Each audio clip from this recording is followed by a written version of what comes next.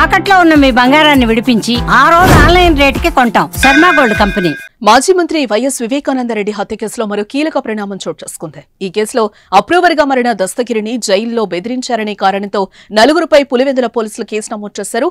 హత్య కేసులో నిందితుడిగా ఉన్న శివశంకర్ రెడ్డి కుమారుడు డాక్టర్ చైతన్యారెడ్డి, గతంలో జమ్మలమడుగు డీఎస్పీగా పనిచేసిన నాగరాజు, ఎర్రగుంట్ల సీఐగా పనిచేసిన Eswaraiah, Kadapa central jail superintendent గా పనిచేసిన ప్రకాష్లపై కేసు నమోదు చేశారు.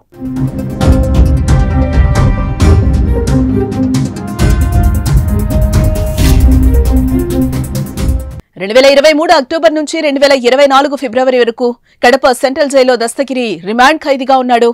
ఆ సమయంలో వైద్య శిబిరం పేరిట డాక్టర్ చైతన్యరెడ్డి జైల్లోకి వెళ్లి బెదిరించినట్టు దస్తగిరి ఫిర్యాదులో పేర్కొన్నాడు. నీ వల్ల మా నాన్న వైఎస్ భాస్కర్ రెడ్డి జైలుకెళ్లారు. అవినాష్ రెడ్డి ఇబ్బందులు పడ్డారు. భాస్కర్ రెడ్డి ఆరోగ్యం బాగలేదు. ఆయనకు జరగరానిది జరిగితే మేం నిన్ను నరికేస్తామని ఆయన హెచ్చరించినట్లుగా తెలిపాడు. తాము చెప్పినట్టు చెప్తే 20 కోట్ల అడ్వాన్స్ ఇస్తామని, కుటుంబ సభ్యులకు ప్రభుత్వ ఉద్యోగాలు కూడా ఇప్పిస్తామని ఆశ చూపినట్టుగా తెలిపాడు.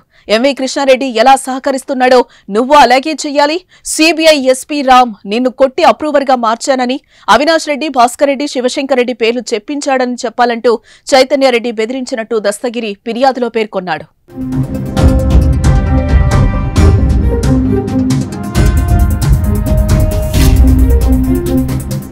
అదేవిధంగా తనను జైల్లో బెదిరిస్తున్నారని తన భార్య మీడియాకు వెల్లడించడంతో అప్పటి జైల్ సూపరింటెండెంట్ ప్రకాష్ వార్నింగ్ ఇచ్చినట్లుగా దస్తగిరి ఫిర్యాదులో పేర్కొన్నాడు. నీ భార్య మీడియా ముందు వెల్లడించిన అంశాలు నిజం కాదని, ఆమెకు మతిస్థిమితం లేదని చెప్పు.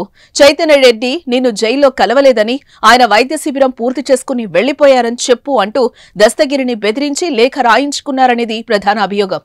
చైతన్యరెడ్డి దస్తగిరిని బెదిరించినప్పుడు ప్రకాష్ ఆయనతో పాటే ఉన్నారనేది మరో అభియోగం.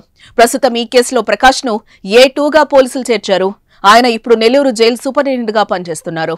ఇంకా దస్తగిరిని తప్పుడు కేసులో ఇరికించడంతో పాటు ఎర్రగుంట్ల పోలీస్ స్టేషన్లో ఉండగా అతన్ని బెదిరించారనే అభియోగంతో అప్పటి జమ్మలమడుగు డీఎస్పీ నాగరాజును A3గా ఎర్రగుంట్ల పోలీస్ స్టేషన్లో దస్తగిరి తీవ్రంగా కొట్టాడనే ఫిర్యాదుతో అప్పటి ఎర్రగుంట్ల సీఐ ఈశ్వరయ్యను ఈ కేసులో A4గా పోలీసులు చేర్చారు. తాజాగా వీరిపై కేసు నమోదు కావడంతో వైఎస్ వివేకానందరెడ్డి హత్య కేసులో రానున్న రోజుల్లో మరిన్ని సంచలన పరిణామాలు చోటు చేసుకునే అవకాశం లేకపోలేదు.